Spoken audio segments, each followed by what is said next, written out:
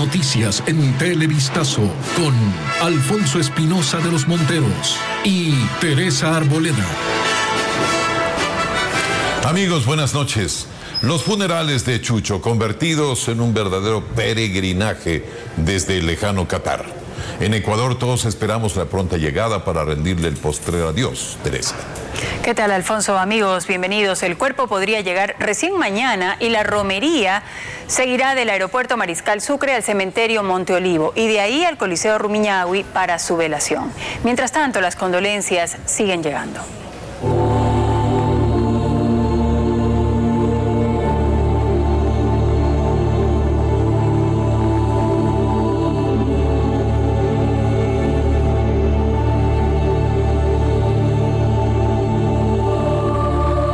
Adiós, Chucho. Según lo anunciado por la Cancillería, el cuerpo de Cristian Benítez debía salir de Qatar a las 7 de la noche, hora del Ecuador, aunque por ahora no existe una confirmación de que el vuelo haya despegado. El avión privado proporcionado por el club El Jaish, en el que jugaba Benítez, deberá hacer por lo menos una escala técnica y según la planificación de vuelo aterrizaría en Quito a las 5 de la tarde de mañana jueves. Rafael Hernández nos tiene precisiones. Esta foto muestra a Lisette Chalá, la esposa de Cristian Benítez, sosteniendo la camiseta que el Chucho usó en el club El Jaish. Según el periodista nigeriano que la publicó, fue tomada hoy mismo en el aeropuerto de Doha, la capital de Qatar, al que tenía que ser trasladado el cuerpo para un homenaje. Parte de la información de hoy fue proporcionada por el canciller de Ecuador, Ricardo Patiño, en su cuenta en Twitter. Temprano publicó que estaba previsto que el avión salga de Doha a las 6 de la tarde de Ecuador y después agregó que el avión necesitará hacer una escala técnica para llegar a Tababela el jueves 1 de agosto a las 5 p.m. de Ecuador. Sin embargo, hasta la hora de este noticiero no existía una confirmación de que el avión haya despegado desde Qatar, ni de que el cuerpo ya esté en la terminal. El club El Jaish anunció que previo al despegue realizarían una ceremonia en homenaje a Benítez con los demás futbolistas presentes. En un comunicado publicado en su sitio web, El Jaish también aseveró que los reportes médicos oficiales fueron publicados por organismos estatales y aseguran que la causa de esta muerte súbita se debe a una falla cardíaca. Sin embargo, el texto no detalla qué causó la falla que llevó a este deceso. Agregamos algo de último momento. Hace pocos minutos el canciller Ricardo Patiño publicó nueva información en su cuenta de Twitter. Textualmente, el ministro señaló que el avión ha retrasado varias horas su salida por la demora de varios países en dar el permiso de sobrevuelo. Con esto, la hora exacta de la llegada del cuerpo de Cristian Benítez a Ecuador sigue siendo incierta. Y pasadas las 3 de la tarde llegó a Quito Luis Antonio Valencia, procedente de Inglaterra. Tal como lo anunció, su deseo es participar en los actos de velación y sepelio del Chucho Benítez. El volante compatriota fue compañero de Cristian desde las divisiones menores del club El Nacional. Valencia no hizo declaraciones y más bien eludió a la prensa. Su salida del aeropuerto la hizo por la puerta VIP destinada a las autoridades. También era esperado hoy Carlos Tenorio, pero hasta el cierre de nuestra edición no se confirmaba la hora de su llegada. Está previsto de igual forma que lleguen Felipe Caicedo y Cristian Novoa este jueves. La muerte del jugador Cristian Benítez despierta interrogantes sobre Qatar, país donde falleció el pasado lunes. Así lo asegura el diario The New York Times en una publicación en la que reseña lo sucedido con el goleador. Además, se hace referencia a lo mencionado por Joseph Blatter, presidente de la FIFA, quien ha solicitado que la Copa del Mundo 2022, con sede en Qatar, se realice en invierno por el intenso calor que se presenta en verano, con temperaturas que pueden llegar hasta los 41 grados. El texto también aborda la problemática de los casos de muertes súbitas de jugadores. También está listo el operativo de seguridad y orden para el traslado y el funeral del futbolista ecuatoriano Cristian Benítez. Habrá cierres temporales de vías para permitir que la caravana avance y no se produzcan desbordamientos en la caravana. Alex Ceballos nos explica.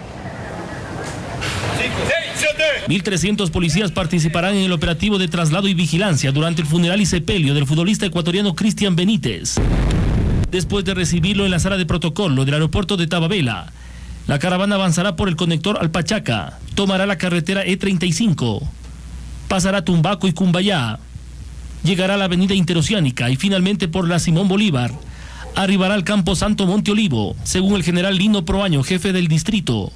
A la altura del puente sobre el río Chiche, el paso vehicular se cerrará temporalmente. Realizar un cierre en el momento del trayecto desde el aeropuerto hasta Monte Olivo, en el tramo comprendido entre la Y de Puembo, el puente del río Chiche, hasta el sector del Arenal. En Monte Olivo permanecerá cerca de 2 horas, luego avanzará al Coliseo Rumiñahui, por las avenidas Simón Bolívar, Granados, 6 de diciembre, Patria, Queseras del Medio y finalmente al Coliseo. Se organizará una fila de ingreso por el acceso 1 y cada persona tendrá la posibilidad, durante 10 segundos, de ver el cuerpo del jugador. El Cita Chauca llegó este miércoles. El Cantón Ventanas estamos aquí presentes y van a venir también gente de allá a estar aquí junto con él, dándole el último adiós. Finalmente el cuerpo del Chucho Benítez saldrá del Coliseo Rumiñahui hacia el norte de la capital, a Monte Olivo. Avanzará por las avenidas Velasco Ibarra, González Suárez. De ahí tomará la avenida Eloy Alfaro, llegará al sector de la Granados y finalmente por la Simón Bolívar, a Monte Olivo. Así está la planificación de la despedida del futbolista ecuatoriano. La autopsia de Chucho Benítez habla de una afección cardíaca. ¿Había algún antecedente? María Cecilia Largacha consultó con un especialista, quien asegura que la muerte súbita por paro cardíaco solo se da cuando hay alguna afección previa en el corazón. Pongan atención. Del corazón. Él es Ernesto Ronquillo, médico internista, con 27 años de experiencia en el área de cardiología del Hospital del Seguro Social. Le bastan pocas palabras para explicar lo que significa una muerte cardíaca súbita. Es una muerte que ocurre dentro de las primeras 24 horas de comenzados los síntomas en el paciente. Pero toma un poco más de tiempo para explicar el por qué se llega hasta una muerte cardíaca súbita. Él dice que para llegar a eso se necesita que el paciente sufra previamente algún tipo de afección. Una hipertensión que no se controle bien, hábito tabáquico, el colesterol alto. ¿Y esto se podría detectar en un examen de rutina? Claro, se puede detectar, sí. Y que eso es justamente lo que le hace falta saber. El informe de la autopsia dice falla cardíaca, pero ¿debido a qué? A veces en los resultados de las autopsias ponen muerte, paro cardíaco o muerte súbita, pero hay que ver la causa que desencadenó eso, o sea, que llevó a eso. Y aunque no se menciona en el informe de la autopsia, también conversamos con el doctor Ronquillo acerca de la primera hipótesis que se manejó, la de una posible apendicitis que habría derivado en peritonitis y luego en la muerte. No es usual que sea tan violento, una peritonitis, demora horas. El doctor Ronquillo dice que, pese a que lo de la falla cardíaca súbita suena inusual, no sería el primer jugador que muere víctima de algo similar. Una afección que pasó desapercibida en los exámenes, poco probable, dice, pero no imposible. La madre de Cristian Benítez está en el país y compartió con nuestra compañera Miriam Zambrano desgarradores testimonios sobre la tragedia que enluta a su familia. Escuchemos.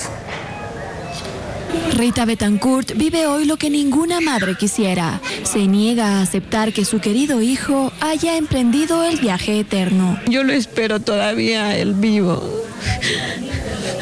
No sé, cuando ya llegue acá, yo no sé cómo. Fueron las 15 horas más largas de su vida desde Italia para reunirse por última vez con la razón de su ser. Siempre como la cosa más grande que he tenido en la vida. Desde hace 15 años lleva consigo esta fotografía con las primeras letras de su pequeño gran futbolista. Me manda a decir que no me va a desilusionar y que porque yo me tengo que sentir orgullosa de él, porque no me va a desilusionar. ¿Y no la desilusionó? No, lo contrario, me dio tanto, de lo cual soy orgullosa. La última vez que Rita habló por teléfono con su hijo fue el jueves de la semana pasada y tenían planificado reunirse lo antes posible. Ahora solo le queda la resignación por el tiempo que no pudieron compartir. Una desilusión me siento porque como que el Señor me lo tiene y ese es el dolor más grande porque no me lo dejó un poco más. Y recordarlo con alegría mientras llega el día en que se vuelvan a encontrar. Y recordando a Chucho, los compañeros cuentan anécdotas sobre sus inicios en el fútbol. William Coque lo conoció desde los tiempos en que integraba las divisiones menores del Club Nacional y le contó a Lenin Artieda sobre sus aspiraciones de siempre, las de ser un grande del deporte. Y cómo lo logró, ¿verdad? Aquí está el informe. William lo conoció en sus inicios cuando todo era un sueño, una expectativa. Él jugaba de lateral derecho y Chucho siempre arriba, siempre queriendo crecer. Hoy en la sala de su casa hay una vela por el niño de la gorra que sostiene la pelota, por ese que quedó campeón. Cuando dimos la vuelta en la Sub-14 en el Olímpico Atahualpa, él dijo algún rato van a ovacionar mi nombre y lo logró. Atención, el centro para el Chucho.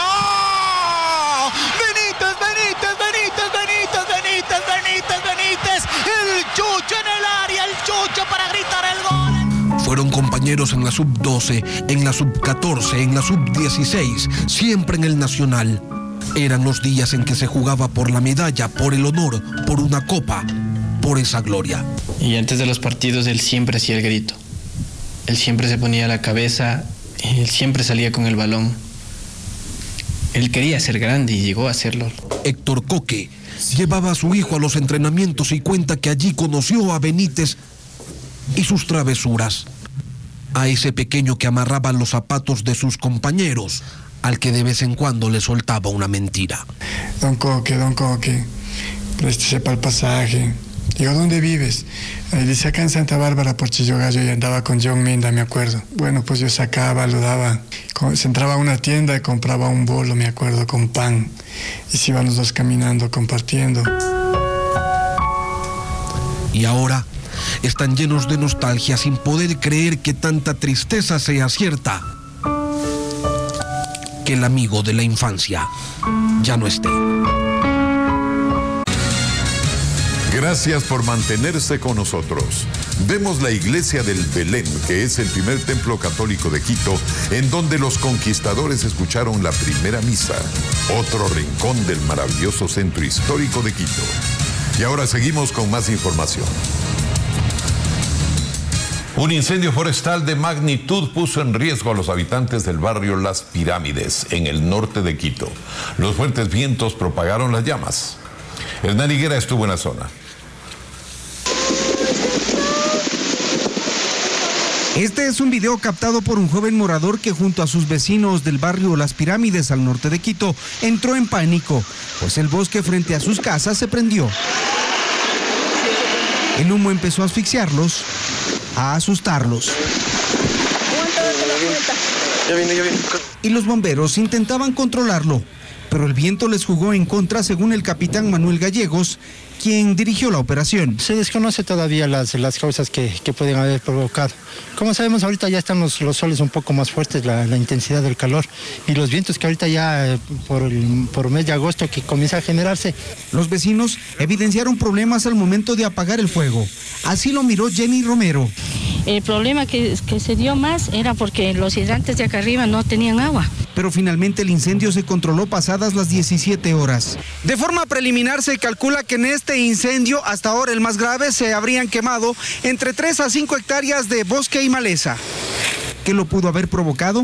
Los bomberos no tienen una respuesta, pero los vecinos sospechan de un grupo de personas indigentes que viven en la mitad del bosque. Yo pienso que ellos son los causantes para que se ocasione este incendio. Hace un año para esta fecha Quito registraba 600 incendios forestales. Hoy, este es el tercero. Algunos moradores debieron evacuar sus casas, pero de forma momentánea. En pocas horas se vencen las preferencias arancelarias andinas que venían favoreciendo a cerca de 300 productos ecuatorianos que ingresaban a los Estados Unidos sin pagar impuestos. La compensatoria ley de abono tributario aprobada en la Asamblea está ahora en manos del Ejecutivo. Los exportadores esperan consolidar sus cuentas a partir de mañana jueves. Los consultó Juan Carlos Aizplúa. Desde este jueves, cerca de 300 productos ecuatorianos pagarán aranceles para entrar a Estados Unidos. Pero con el objetivo de compensar a los exportadores que estaban amparados por el ATPDA, la Asamblea Nacional aprobó la Ley de Incentivos para el Sector Productivo. El proyecto establece que el Estado asumirá el pago de esos impuestos con la entrega de certificados de abono tributario a través de la aduana. En su tercera transitoria, la reforma dice que el Consejo de Comercio Exterior fijará desde cuándo se beneficiará a los exportadores. 220. Felipe Rivadeneira, presidente ejecutivo de FedExport, espera que esa fecha sea este jueves. Yo creo que deja abierta la puerta lo suficiente para que considere los pedidos de los exportadores que van a verse afectados con el mercado norteamericano. Pero el ministro de Comercio Exterior, Francisco Rivadeneira, aseguró que la decisión de la fecha para la devolución de los aranceles que los exportadores comenzarán a pagar este jueves está en análisis. Eso tenemos que verlo, eso tengo que hacer un análisis yo profundo con mi equipo jurídico para ver si es factible. Si es que es posible, bienvenido sea. El proyecto de ley de incentivos para el sector productivo, que consta de 20 artículos, deberá ser aprobado o vetado por el presidente Rafael Correa. Mientras, Rivadeneira aseguró que el Sistema General de Preferencias con Europa, conocido como SGP Plus, se extendió hasta el 31 de diciembre de 2014. Entonces vamos a tener más que suficiente tiempo para mantener el status quo, el cero arancel para prácticamente toda nuestra oferta exportable, excepto el banano que no está incluido en el SGP Plus, hasta que podamos cerrar la negociación. Además, con el objetivo de diversificar mercados, el ministro de Comercio informó que la Unión Europea aprobó iniciar las negociaciones para un acuerdo comercial con Ecuador. Los presidentes reunidos en la cumbre de la Alianza Bolivariana ALBA propusieron la integración de estos países en una zona económica común sometida a las mismas normas y a una estrategia también unificada ante los grandes mercados. Paul Martillo nos cuenta que el primer objetivo es el libre comercio, pero sin desproteger a la industria en cada país. Antes de hacer público el documento oficial, el presidente venezolano se anticipaba a lo medular de la propuesta. Que nos constituyamos en una poderosa zona económica para poder articularnos en condición ventajosa con el mundo que se está configurando. Para el economista Leonardo Vicuña, el objetivo es evidente: generar comercio entre los países sin afectar la mano de obra local. Lo que no se produce en un país pueda ser comprado con ventajas y viceversa, que lo que se importe no afecte a los productores locales. En Ecuador, por ejemplo, 1 millón de personas forman parte del segmento denominado economía popular y solidaria, y es a ese sector al que hay que proteger. La Alianza Bolivariana para los Pueblos de Nuestra América establece con claridad que la competencia no es una prioridad, que de lo que se trata es de generar recursos para continuar con los programas sociales. Por su parte, el presidente de la Cámara de Comercio de Guayaquil está de acuerdo con la iniciativa.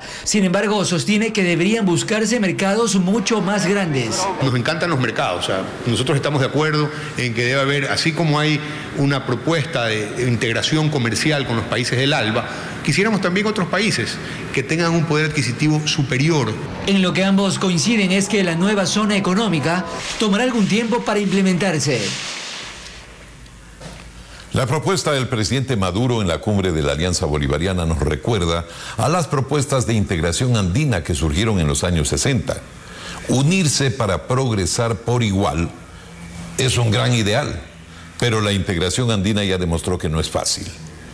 Y solo hablando de comercio, recordamos que la liberación arancelaria favoreció más a Colombia que a otros países. ¿Por qué? Porque la capacidad industrial de este país absorbió a otras economías, incluida la nuestra. El presidente de Bolivia, Evo Morales, habla de complementariedad y no de competencia entre estos países. Pero ¿es esto posible en países que tienen una producción similar?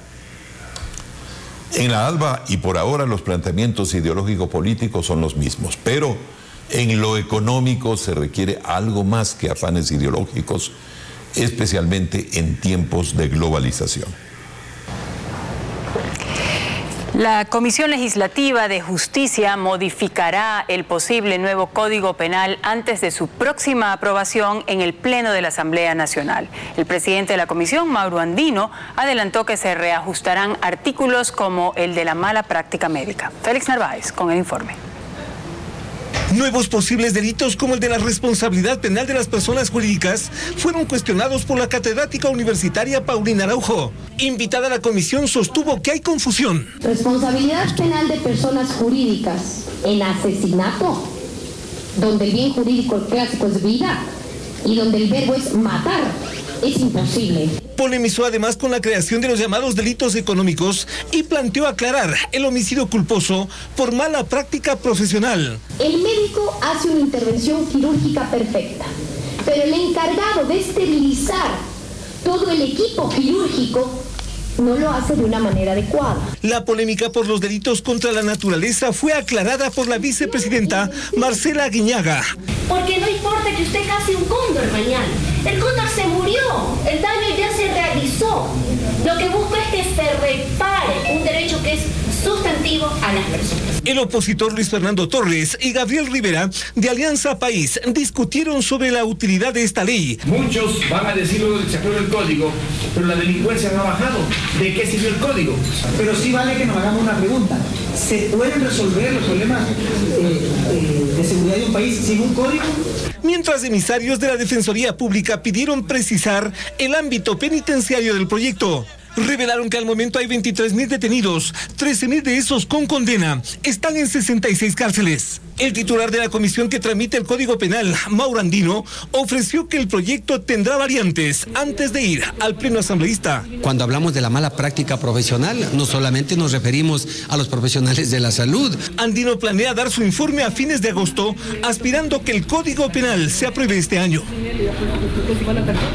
34 ex policías que fueron dados de baja hace 2 meses por presuntos delitos cometidos pidieron hoy que el Consejo de Generales de la Policía les entregue la investigación en la que se basaron para despedirlos.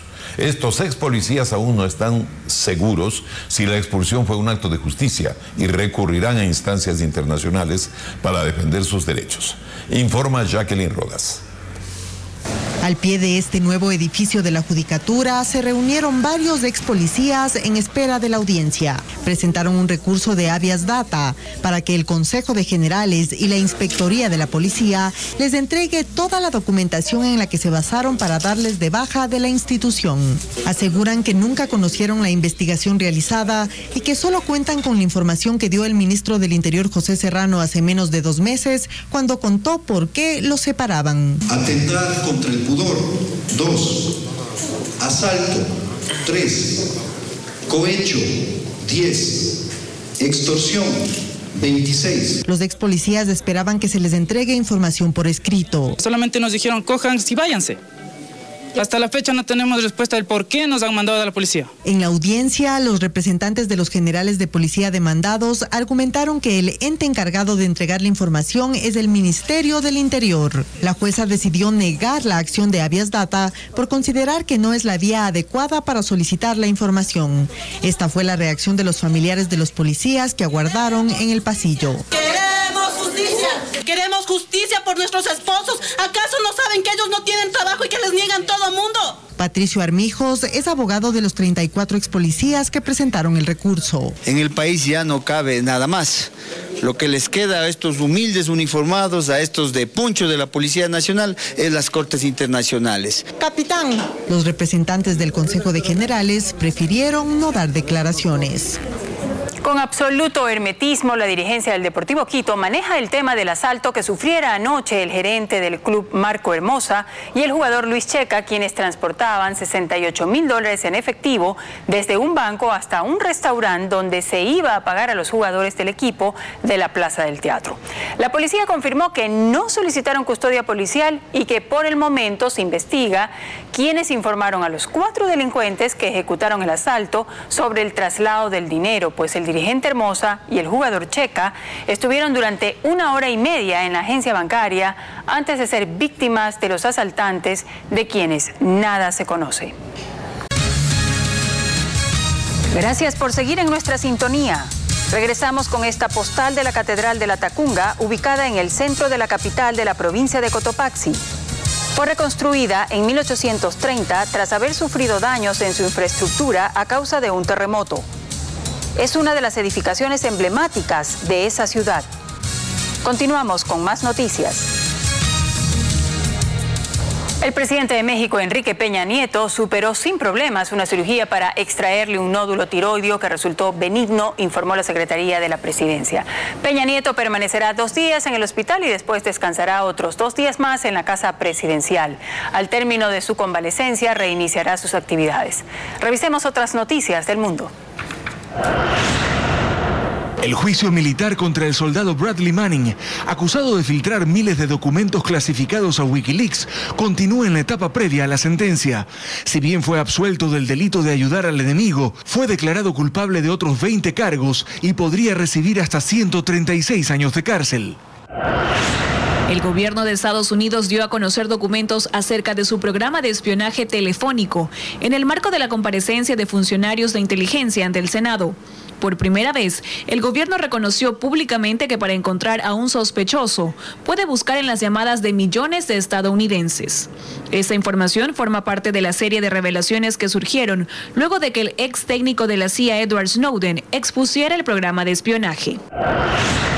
El Instituto para las Obras de Religión, conocido como el Banco del Vaticano, lanzó hoy una página web con el objetivo de informar a los ciudadanos sobre el movimiento de sus cuentas. Así lo anunció el presidente de la entidad financiera tras una sucesión de escándalos y críticas por falta de transparencia. El instituto publicará este año también por primera vez su balance anual. Buenas noches, bienvenidos a los deportes. El Club Sport Emelec empezó con pie derecho en su participación en la 12ª edición de la Copa Sudamericana. Esto en altura peruana. Derrotó 3-1 el Sport Huancayo. Juan José Barcia nos resume los detalles del cotejo en la siguiente nota. Con el minuto de silencio en memoria de Cristian Benítez, Sport Huancayo y Emelec se enfrentaron en la altura peruana en el marco de la Copa Sudamericana. Este partido marcó también el retorno a un cotejo oficial del guardameta del equipo azul, Javier Klimovic, tras 2 años de ausencia. Emelec dominó las acciones durante los 90 minutos. Pese a ello, Miller Bolaños erró por la vía del penal en la primera etapa. Al inicio del complemento, el dueño de casa se pondría en ventaja con gol de Rafael Nicanor mediante golpe de cabeza. La igualdad de Emelec llegaría a los 58 minutos por la misma vía, a la salida de un tiro de esquina, y el paraguayo Fernando Jiménez se impuso en el área rival. Los eléctricos de contragolpe remontarían el marcador a través de Miller Bolaños. Finalmente, Marcos Caicedo aprovechó un error de la saga contraria para vulnerar el arco de Sport Huancayo. Al final, Emelec se impuso 3-1 en la altura de Perú. La revancha se jugará el próximo 7 de agosto. Ahora vamos a hablar de otros deportes. En el levantamiento de potencia, los ecuatorianos José Castillo y Vilma Ochoa tuvieron una destacada participación en los Juegos Mundiales, mientras que Esteban Enderica batió un récord nacional en natación. Paula Camposano nos presenta un informe de estas competencias. El ecuatoriano José Castillo le otorgó a nuestro país otra medalla en los Juegos Mundiales realizados en Colombia. El deportista consiguió una medalla de bronce por levantamiento de potencia en la categoría 83 kilogramos. Y dentro de esta misma disciplina, la deportista Vilma Ochoa se ubicó en la 4ª posición en los 52 kilogramos. Además, rompió una marca mundial en la prueba de sentadilla. Y del otro lado del mundo, el ecuatoriano Esteban Enderica compitió en la prueba preliminar de los 200 metros mariposa en el Mundial de Natación en Barcelona, donde pese a no clasificar a la semifinal, rompió la marca nacional que por más de 30 años había impuesto el ex nadador Jorge Delgado Panchana. El exfutbolista brasileño Pelé se refirió a la muerte del jugador Cristian Benítez y aseguró que se trata de un accidente. Edson Arantes do Nascimento, el rey Pelé, dio estas declaraciones en el marco de su nueva visita a Nueva York. Además, en medio del debate que se ha abierto sobre la idoneidad de celebrar un mundial en Qatar, esto que se realizaría en el 2022, y sobre todo mucha polémica tras el fallecimiento del ecuatoriano Cristian Benítez. Pelé recalcó que no ve necesario trasladar la competencia a otra época del año que no sea en verano. Buenas noches a todos, soy Samantha Mora y es un gusto acompañarlos. En exclusiva, Rudy Rodríguez nos reveló que está buscando ser mamá. Además, la actriz venezolana está feliz por la primera película de terror de su país. María Cecilia Moreno con los detalles. Veamos.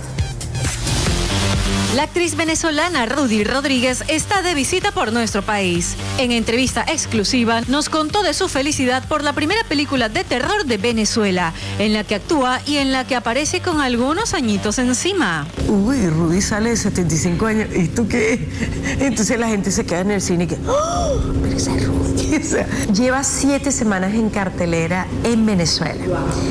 Estoy muy feliz porque seguimos llenando las salas de cine.